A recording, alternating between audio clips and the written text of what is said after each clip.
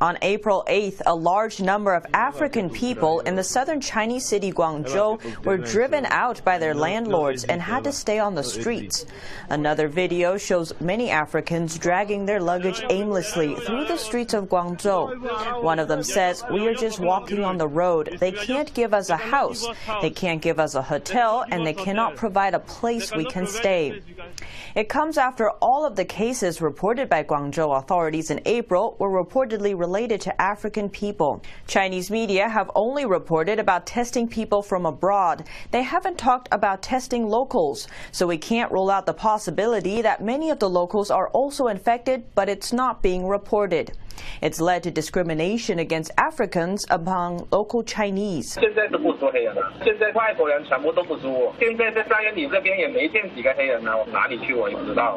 One citizen says the Africans staying on the street are a potential safety threat and a virus transmission hazard.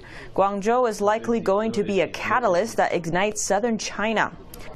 Japan will spend $2 billion to move its manufacturing from China to other countries. Before the pandemic, China was Japan's biggest trading partner. But in February, imports were slashed by nearly half as factories in China shut down. 3 Chinese companies listed on the U.S. Stock Exchange are facing accounting scandals. Last week, Chinese coffee chain Superbrand Luckin Coffee revealed that its chief operating officer fabricated about $300 million in sales in 2019. The company's value fell nearly 80% over the next 2 days. China's answer to Netflix, iQIYI, has been accused of inflating its 2019 revenue by over $1 billion. It's reportedly done this by exaggerating its user numbers by 42 to 60% and then faking expenses to explain where the extra revenue went. Investment company Muddy Waters Research supports the accusation. In response, iQIYI agreed its 2019 report contains numerous errors, unsubstantiated statements, and misleading conclusions. The third Chinese company is Beijing-based TAL Education Group, TAL.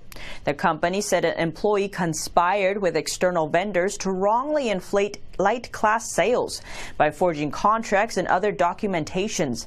Light class sales accounted for about 3 to 4% of the company's total revenues, or about $90 million in 2019.